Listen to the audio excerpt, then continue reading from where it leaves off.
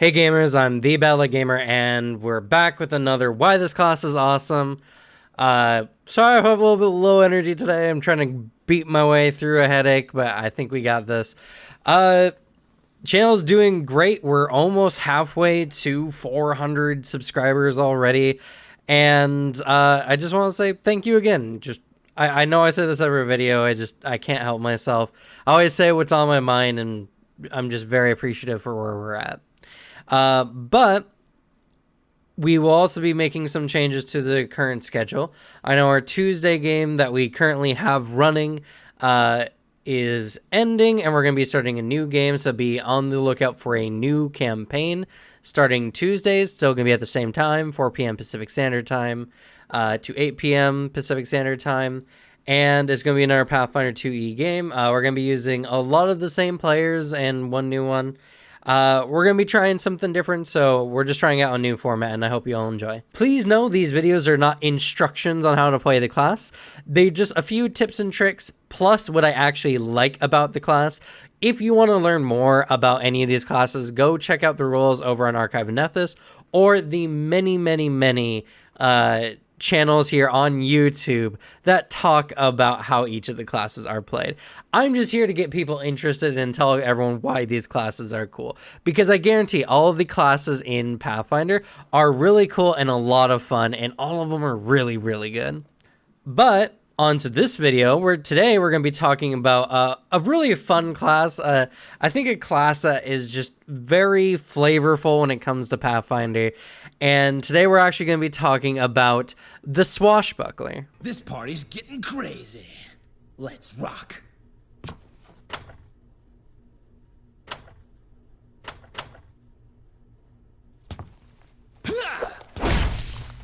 The Swashbuckler literally is just about being cool and being a great fighter, and surprisingly, it can be like a good off-tank kind of character.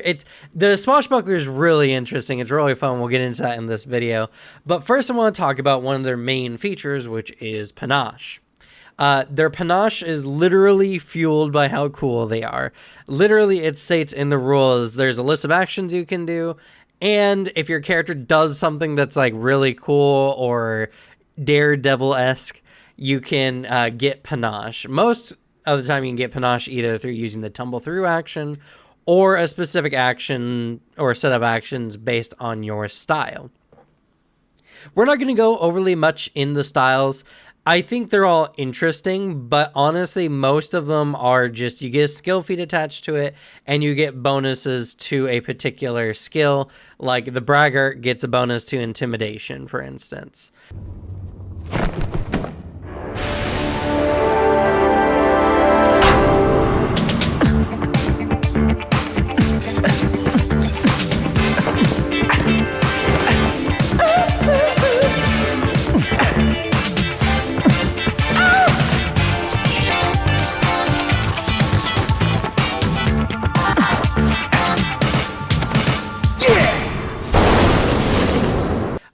Which is good, but it's not what we're going to be talking about in this video. But yeah, so panache, right? Panache, you do something, you look cool. Then you get precise strike. Precise strike gives you additional precision damage on top of whatever damage you're doing, as long as you're wielding an agile or finesse weapon or unarmed strike. Pretty standard fare. A lot of classes in the game get benefits for using agile and finesse weapons because those weapons tend to do less damage overall than other weapon types, so this is kind of the balancing factor. It gives you 2 damage starting out, and I think it can upgrade as you level up.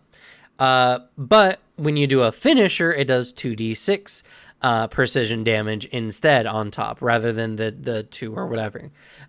Precise strike is a really good feature.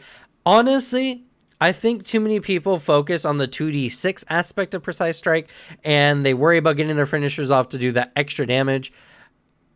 With just the base additional damage, your Swashbuckler is doing more damage on average with those kind of weapons than a lot of other classes, and it's just extra damage. You're just a fighter who can do some extra damage, and then when an enemy is getting close to being defeated, or you're getting to the home stretch of a fight, bam, you can use your finisher, and you can do a bunch of extra damage on top of it. And it's a really good way of doing it. Honestly, it's a class that lets you do as much damage as you think you need to do in the situation, but you are also getting bonuses. So when you're in panache, you also get a bonus, a circumstance bonus, to your tumble through and style-based actions. All that's really good, and it makes the swashbuckler just feel really good, and you just perform really well. Stylish tricks I love because I love any class that gives you more feats. It just gives you more things you can do.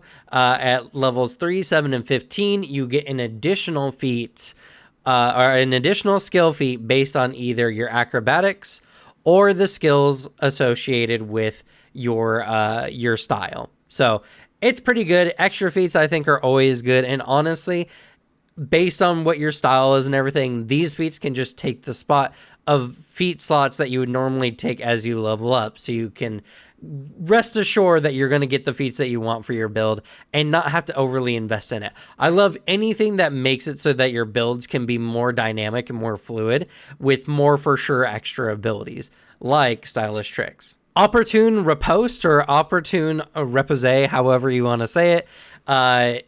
It's a reaction that when an enemy attacks you and crit fails to do so, either by rolling a 1 or getting 10 under your defense, you can just take a reaction to smack them or to disarm them. I think it's really good, and it actually works especially good for the gymnast, because the gymnast gets a bonus when they disarm enemies, and so when it's not your turn, you can use your opportune repose when it comes up to either get a +1 circumstance bonus to the disarm check if you're already in panache, or to gain your panache outside of your turn, which is a really good feature, and it's something that's really interesting. And not only that, but this kind of feature alone makes it so that when you're fighting weaker enemies, for whatever reason, opportune repose can allow you to just start baby stomping them even when it's not your turn, and it's absolutely amazing. I love it. Vivacious speed, because if panache does anything, it gives you lots and lots and lots of bonuses. Vivacious speed, well, first of all, panache innately gives you a status bonus to your speed of +5 movement, but vivacious speed increases that to 10, and then eventually it gets higher and higher. But one of the really cool features about vivacious speed is that it buffs your standard movement outside of panache. So starting out, as soon as you hit level 3, your base movement's already going to be 30 feet. Now, I do recommend taking the fleet general feat on top of this just to make your character even faster, because literally there's no downsides to having a faster character in this game. The more movement you can do in actions makes your exploration faster and makes your combat a lot easier, and you're not wasting extra actions moving just those extra 5 to 10 feet movements. Vivacious speed is a really, really good feature, and I'm very glad that they added this as a base feature that makes it so that even outside of combat, your swashbuckler is still really fast, still really agile, and it's a lot of fun. Continuous Flare. Now, Continuous Flare I love. It's a great ability. It's a later ability, I know, but Continuous Flare is great. It lets you build your style meter equivalently outside of combat. Like, well, first of all, Dante from Devil May Cry is a swashbuckler, if that hasn't been made clear. And panache is pretty much just like building your style meter to get bonuses. Well, Continuous Flare means that when you rock a roll outside of combat for something that you normally would get panache for. So if you do something really cool, if you use one of your actions like tumble through or whatever for your style, Continuous Flare gives you that circumstance bonus you normally get to those actions, even outside of combat. I think it's really fun. I think it's great. I love the idea of a character who just does something cool in a moment. From Persona 5, when the main character like dodges the eraser or the chalk piece, I can't remember what it was at this moment, that would like give you panache, or at least a circumstance bonus in that scene. I love that stuff. I love stylish characters. I love super just over the top characters, and Swashbuckler fits that to a T. It's absolutely amazing. All right, so because we didn't really go much into the styles, this will hopefully be a slightly shorter video, which honestly, people who play Swashbuckler don't have Probably the best attention spans anyway. Like, no offense, but for real, if you love Swashbuckler, you probably have a little bit of ADD. Because when I played it, I definitely felt like that. Like, what's next? What's next? What's next? Never really focused on it. But we're gonna go ahead and jump into the feats, and hopefully we get done with this video a little faster than usual. Your next is really good. It's a moment that I feel like a lot of players try to recreate. It's when you absolutely decimate someone and you try to intimidate one of their allies when you do so. Your next, literally, when you down an enemy, when you set them to 0 hit points or kill them or whatever it is, you can attempt to demoralize a target at the standard like 30 feet range, and you get a circumstance bonus to doing so. So even if it's a creature that doesn't understand your language, your demoralize would still be only at a -2 difference compared to like the normal -4 for creatures that don't understand the language. It's really good, really interesting, and at level 15, if your intimidation is legendary, because 15 is when it can become legendary, this becomes a free action rather than a reaction.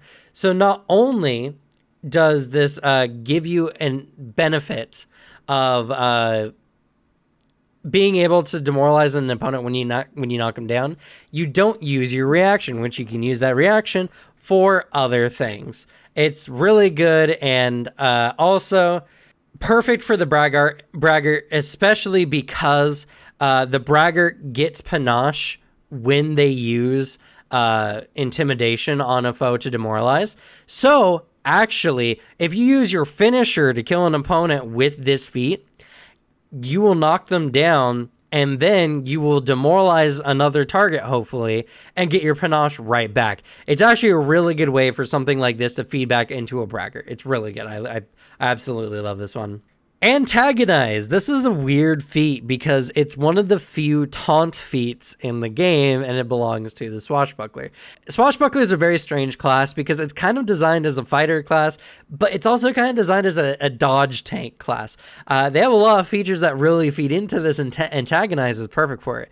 If you've demoralized an opponent, you can use an action to cause them to be frightened as long as you're within like their range of sight, or they can hear you or whatever, and they get the frightened condition until they attack you. So if they're attacking one of your allies, or they want to attack one of their allies, they're going to be stuck with that frightened one condition, and they're not going to be able to reduce it until they turn to face you. And they're still going to be frightened when they strike you initially, which will reduce their attack. So it's actually a really good way to make an enemy focus on you, or to pay the price. And tank feats and taunt feats especially really need to make enemies want to target your character. So this is really good if you want to play a dodge tank who is just all about either intimidating or frustrating your opponents. Unbalancing finisher. Now, finishers I like, but I feel like they make a very bad play cycle for some players. I feel like a lot of players overestimate the finisher because it does extra damage and everything. Plus, you get something like confident finisher, which always does damage even if you miss. Also, finishers force your character to not perform any other attack actions, so you can't even like use it as your first action in the round unless you don't want to attack anymore, which is viable, but your finishers force you to use things like feint or demoralize or whatever to get a bonus on an opponent before you actually use it on them. But unbalancing finisher is really cool because if you hit an enemy with this finisher, they become flat-footed to everyone until the end of your next turn. This is really good, again, if you're playing a tanky support style Swashbuckler, because you can make enemies more vulnerable by striking them with this finisher.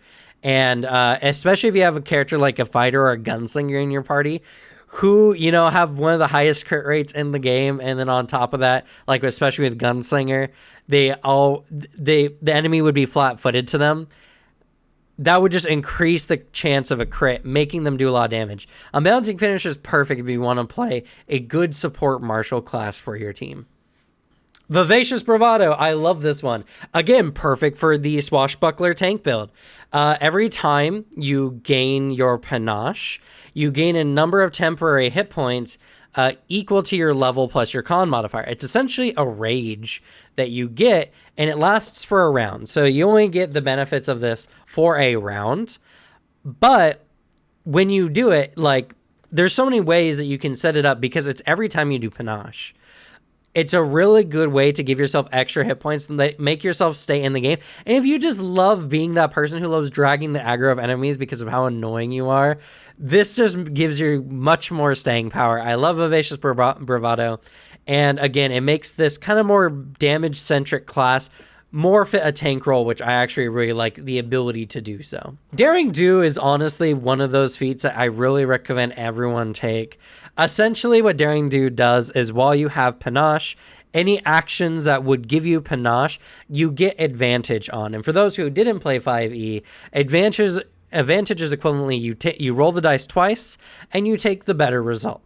So this is really good for like the gymnast style Swashbuckler, for instance, because the gymnast gets bonus to athletics checks to disarm, shove, trip their enemies, or grab their enemies too. And this one would give you advantage when making that roll as long as you have panache. That's really good, and honestly, it's such a hard feat to pass up. As a level 10 feat, I think Daring Do is perfect for almost any build, especially because it lets you just do what your character is good at even better. Cheat Death is a great one if you love riding the high of riding on the thin line between life and death. As a reaction, you can avoid going to below 1 hit point when you get struck. It's really good. You get the doomed condition though in place of going down. The doomed condition essentially gives you like a wound for all intents and purposes, so that when you go down, when you actually go down, you go to a higher dying level.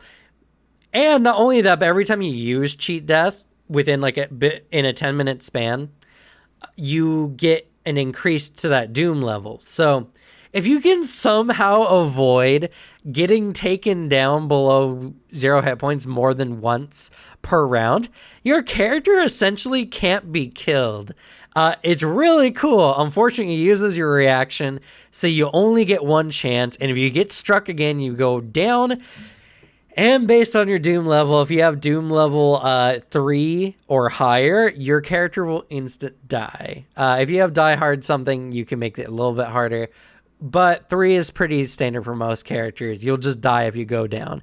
And if you have if you have Doom 2, when you go down, you're going to be in a very tight place of being at dying 3. So you have to make your next flat check, which is going to be pretty hard because it's going to be a DC 13. But if you love that adrenaline, if you love that feeling of just never going down, infinite willpower style kind of build, I think Cheat Death is really good and it's a lot of fun. And again, it's perfect for that tank swashbuckler build. I didn't want to make this about a tank swashbuckler build, but a lot of the other feats make a lot of sense and they kind of fit more combat styles that you expect for some of the other classes. These kind of feats that make a swashbuckler more of a tank are a little bit more unique, and I actually really like them a lot. So if you want to learn more about the swashbuckler, go on over to Archive and Nethys and check out everything that the swashbuckler does. I guarantee it's a really fun class, and if you love things like Devil May Cry or any other kind of super stylish like Bayonetta style character, the swashbuckler fits it to a T. Last feat we're going to talk about before we get to the end of this video is going to be Impossible Reposte. It's a really sick way to deflect a ranged attack back, including spells, as long as the spell has an attack roll attached to it. If they crit fail hitting you, either rolling a 1 or being really low level, you can take the energy and whip it back at someone. It does the same damage that your strike would normally, or it does, yeah, the same damage that your strike would normally do, only changing the effect to that of the whatever you're deflecting. So if it's a Ray of Frost, for instance, your Impossible Reposte would fling back your weapon's damage in cold damage. I think this is really fun. I think this is really cool. And it makes the Swashbuckler literally a threat to anyone around. Swashbuckler becomes a very hard person to target because if you mess it up a lot, they're going to hurt you for it, and I think that's a really cool feature. I hope you all like this video. I'm sorry if this video was a little bit more off track than usual. Like I said, had a bit of a headache, but we're trying to do a lot of videos before the holiday season is coming up. And the Swashbuckler is a really fun class. I love characters like Dante from Devil May Cry. Actually, all the characters from Devil May Cry are pretty good, honestly. As well as, similar veins of characters. And the Swashbuckler is the only class that really lets you play that in that style and get, bonuses for it. In fact, it's the only class that gives you a bonus for doing cool things.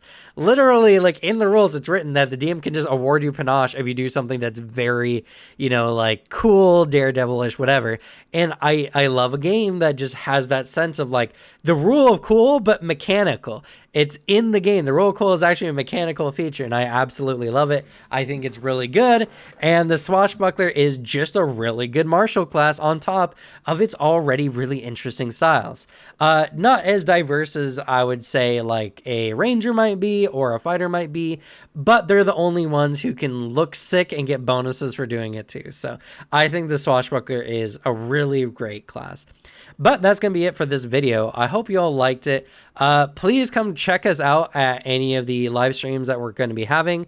We're doing a one-shot we just did the other day, and we're going to finish that one-shot next week because one-shots are a myth. Don't let anyone tell you differently. No one can do an entire narrative in just 3 to 4 hours. It's really hard. So we're going to finish our one-shot next week. Also, come check us out for the table talk we're going to be having tomorrow. I don't know what the subject is quite yet. I'll probably figure that out later today. But it's going to be a great one. I just know it. And yeah. Oh, wait. Well, yeah, that's fair. No one's going to know about this because this video is going to come out on Saturday. Check out the night. I'm sorry. I'm so used to recording like right before I upload the video. And that's a very bad habit of mine. But it's okay. Leave that in. Leave that in. Anyway, good luck with your games. Leave the bad luck to me. And I hope you all have a great holiday season coming up. We'll catch you next time.